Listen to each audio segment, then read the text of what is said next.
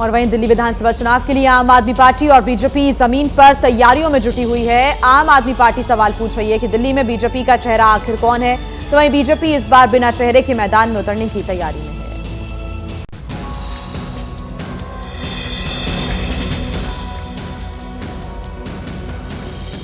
सूत्रों के मुताबिक दिल्ली चुनाव में बीजेपी बिना मुख्यमंत्री के चेहरे के ही उतरेगी। आम आदमी पार्टी के खिलाफ भ्रष्टाचार को चुनावी मुद्दा बनाएगी और इसी पर फोकस करेगी। वहीं केजरीवाल बीजेपी से सवाल पूछ रहे हैं कि उसका चेहरा कौन है। तो ये तो बिना दूल्हे की बारात है। क्यों नहीं दे रही है? उनसे पूछो कि भाई आप किसके नाम पे चुनाव लड़ना चाहते हो, कौन होगा, अगर कौन जिम्मेदारी संभालेगा, उनसे पूछिए। आप दिल्ली के लोग जानना चाहेंगे, दिल्ली के लोगों का हक बनता है जानना।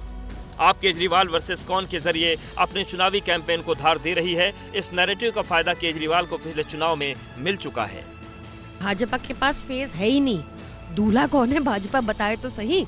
इनके पास ना 70 कैंडिडेट है, ना सीएम फेस है, ना दिल्ली के लिए कोई विजन है, ना दिल्ली के लिए कोई प्लान है। बस एक ही चीज है, केजरीवाल को गाली निकालो, केजरीवाल को बदनाम करो। महाराष्ट्र की बात करते हैं, जहां अवैध बांग्लादेशी घुसपैठियों के लिए फडणवीस सरकार डिटेंशन सेंटर बनाएगी। सीएम फडणवीस ने विधानसभा में कहा कि गिरफ्तार किए गए अवैध घुसपैठियों को डिटेंशन सेंटर में ही रखा जाएगा और उन्हें डिपोर्ट किया जाएगा। महाराष्ट्र विधानसभा में जेल प्रणाली सुधार विधेयक पर चर्चा का जवाब देते हुए सीएम देवेंद्र फडणवीस ने कहा कि गिरफ्तार किए गए अवैध बांग्लादेशी घुसपैठियों को डिटेंशन सेंटर में रखा जाएगा। ड्रग्सच्या केसेसमध्ये, अवैध एंट्रीच्या केसेसमध्ये अवैध बांगलादेशी असतील, या सगळ्यांच्या संदर्भात ते विदेशी नागरिक असल्यामुळे आपल्याला त्यांना डायरेक्ट आपल्या कारागृहात टाकता येत नाही। त्यांना डिटेंशन कॅम्पमध्ये टाकावं लागतं आणि डिपोर्ट करावं लागतं। सीएम ने कहा कि डिटेंशन कैंप बनाने के लिए बीएमसी से जमीन मांगी गई है। बीएमसी ने पहले जो जमीन दी थी वो डिटेंशन कैंप के लिए सही नहीं थी। बीएमसी ने एक जागा आपल्याला दिलेली आहे, पण ती जागा डिटेंशन कॅम्पच्या नॉर्म्समध्ये बसत नाही आहे।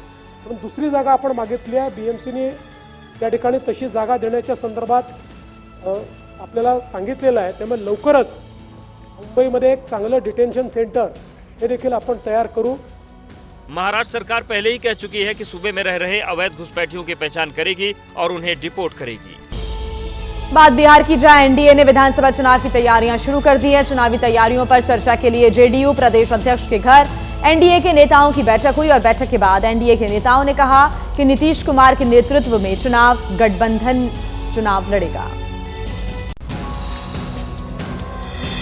जेडीयू के प्रदेश अध्यक्ष उमेश कुशवाहा के घर पर बिहार एनडीए में शामिल दलों की बैठक हुई। बैठक में 15 जनवरी से शुरू हो रहे कार्यकर्ता सम्मेलन पर चर्चा हुई। ये सम्मेलन बिहार के हर जिले में होगा। 5 चरणों में ये सम्मेलन होगा। सम्मेलन में एनडीए में शामिल सभी 5 दलों के कार्यकर्ता शामिल होंगे। सम्मेलन की शुरुआत 15 जनवरी को पश्चिम चंपारण के बगहा से होगी। पहला चरण 15 जनवरी से 22 जनवरी तक चलेगा। बैठक के बाद जेडीयू प्रदेश अध्यक्ष ने कहा कि बिहार में नीतीश कुमार ही गठबंधन का चेहरा होंगे। स्पष्ट है कि एनडीए घटक दल के तमाम नेता ने माननीय मुख्यमंत्री नीतीश कुमार जी के नेतृत्व में 2025 चुनाव लड़ने का तय है और उनके नेतृत्व में 225 फिर से नीतीश, ये हम लोग का लक्ष्य।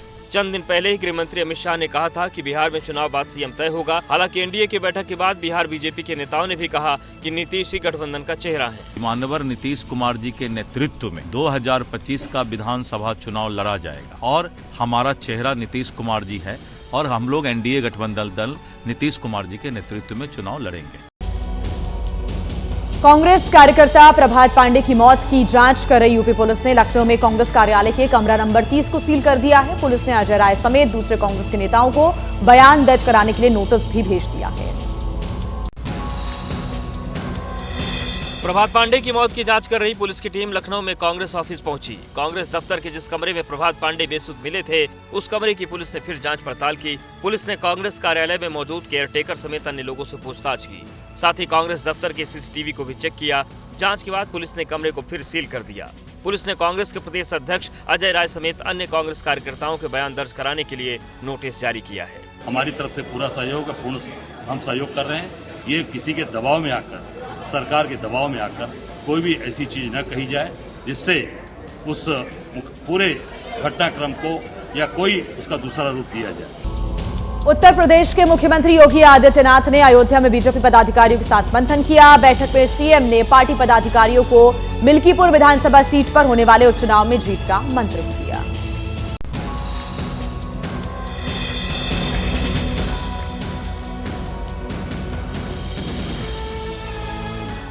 श्री रामलला और हनुमानगढ़ी के दर्शन पूजन और पंच नारायण महायज्ञ में शामिल होने के बाद सीएम योगी सरयू गेस्ट हाउस पहुंचे और बीजेपी पदाधिकारियों के साथ बैठक की। बैठक में सीएम योगी ने मिल्कीपुर विधानसभा सीट पर होने वाले उपचुनाव की तैयारियों की जानकारी पार्टी पदाधिकारियों से ली।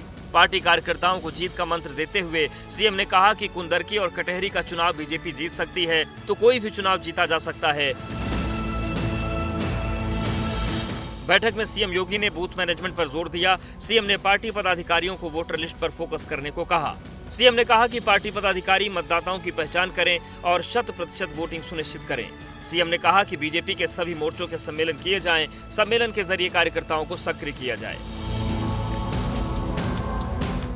सीएम ने पार्टी पदाधिकारियों से कहा कि बेशक अभी उपचुनाव का ऐलान नहीं हुआ है, लेकिन उन्हें अभी से जमीन पर उतरकर संपर्क और संवाद शुरू कर देना चाहिए।